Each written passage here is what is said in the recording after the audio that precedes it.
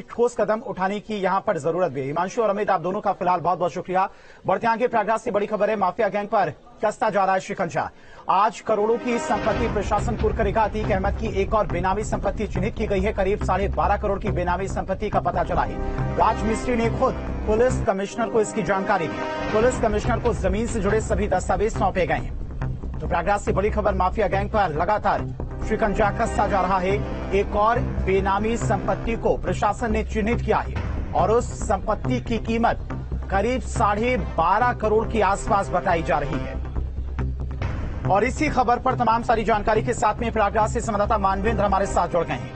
मानवेंद्र, करीब 12.5 करोड़ की यह संपत्ति थी और राज मिस्त्री ने खुद पुलिस कमिश्नर को इस जमीन से जुड़ा हुए दस्तावेज सौंपे हैं। कब तक कुर्की की कार्रवाई की जा सकती है?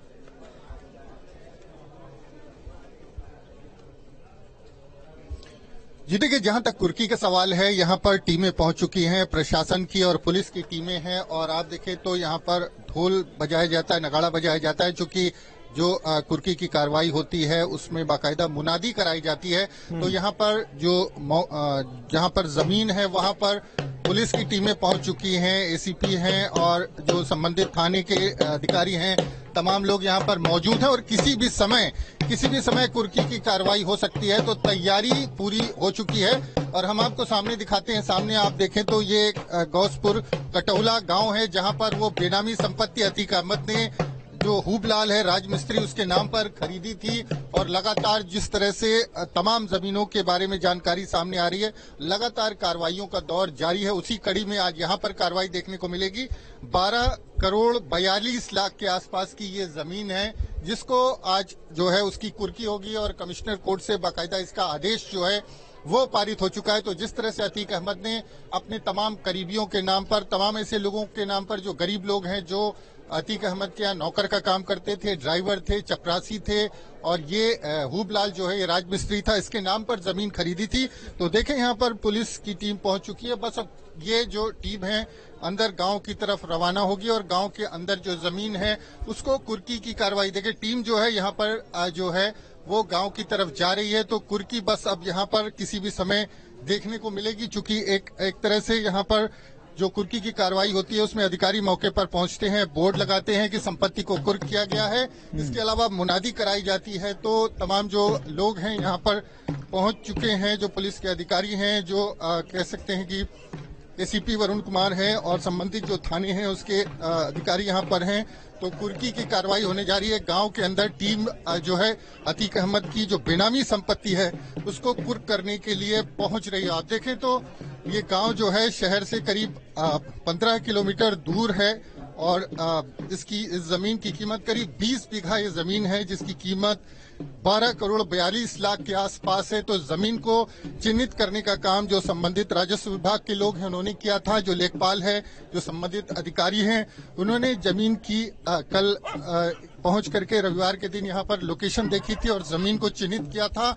और उसके बाद कल ही जो कमिश्नर कोर्ट है, प्रयागराज के कमिश्नर है, उनकी कोर्ट से ये आदेश पारित हो चुका है। तो टीमें गांव के अंदर पहुंच गई हैं पुलिस की और अभी यहाँ पर थोड़ी देर में कुर्की की कार्रवाई होगी। तो हम देख रहे हैं अतीक अहमद के खिलाफ जिस तरह की कार्रवाई लगातार जारी है, उसी सिलसिले में ये कार्रवाई भी देखने को मिल रही है। हालांकि ये कार्रवाई आज से नहीं चल रही है। उत्तर प्रदेश में जब से योगी सरकार आई है लगातार और बड़े बड़े डिमोलिशन हुए हैं, बड़ी जमीनों की कुर्की हुई है, अरबों रुपए की जो संपत्ति है उसको कुर्क और जब्त किया गया है और डिमोलिश किया गया है।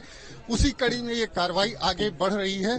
तो आप देखें ये जमीन जो है बेहद उपजाऊ जमीन है और यहाँ पर आसपास तमाम कॉलेजेस और दूसरे संस्थान भी हैं, बने हुए हैं।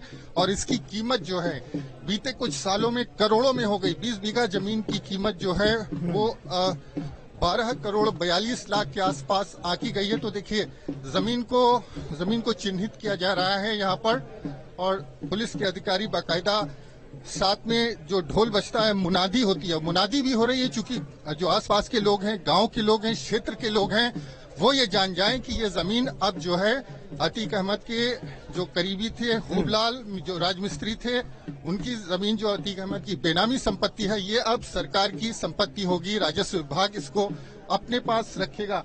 तो आप देखिए यहाँ पर अंदर जो टीम है वो पहुंच रही है। ढोल भी यहाँ पर बजाया जा रहा है। जिस राजमिस्त्री के नाम पर ये जमीन थी, क्या उनसे आपकी बातचीत हुई है? जब ये जमीन अतीक अहमद ने खरीदी थी, क्या कहकर राजमिस्त्री के नाम पर ये जमीन करी थी? साथ ही साथ पुलिस कमिश्नर के सामने राजमिस्त्री ने खुद समर्पण क्यों किया? क्या उसे इस बात का डर था कि कभी न कभी ये संपत्ति प्रशासन के द्वारा कुर्क कर ली जाएगी?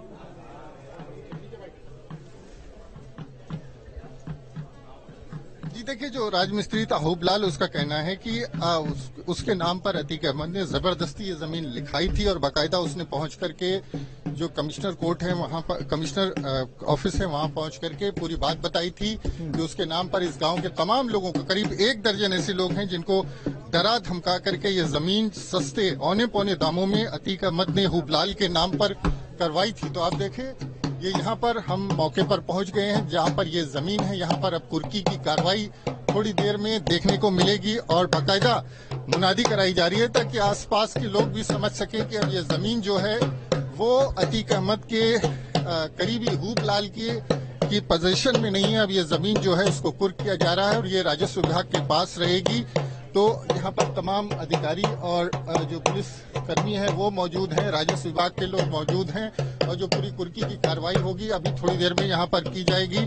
और उसके लिए आप देखें तो जिस तरह से तमाम संपत्तियों का लगातार पता चल रहा है और था नहीं लगा पा रहे हैं जो पुलिस और जो प्रशासनिक अधिकारी हैं कि इतनी संपत्ति अतीक अहमद ने बनाई है, उसमें से ज्यादातर संपत्तियां जो हैं वो बेनामी संपत्ति हैं। क्योंकि बेनामी संपत्ति जो अतीक अहमद ने जिस तरह से हुबलाल के नाम पर ली थी, हो सकता है इस जमीन की जब कीमत बढ़ जाती तो वो किसी और को ट्रांसफर कर दी जाती। तो यही मुख्य धंधा था अतीक अहमद का और भूमाफिया के तौर पर, बड़े भूमाफिया के तौर पर अतीक अहमद का नाम था। तो जमीन ही मुख्य जो काम था अतीक अहमद का, जमीन खरीद करके उसको बेचना और लोगों को डरा धमका के जमीन अपने नाम पर चढ़वाना, उसके बाद जब जमीन की कीमत बढ़ जाती थी तो उसको बेच देना। तो यही अतीक अहमद का सबसे बड़ा जो कह सकते हैं फाइनेंशियल सपोर्ट था, वो इसी से था, जमीन के धंधे से था। और जमीन के धंधे ने ही अतीक अहमद को अरबपति बनाया। अरबों की जमीन और संपत्तियों को चिन्हित किया जा चुका है, डिमोलिश किया जा चुका है और कुर्की और जब्ती की कार्रवाई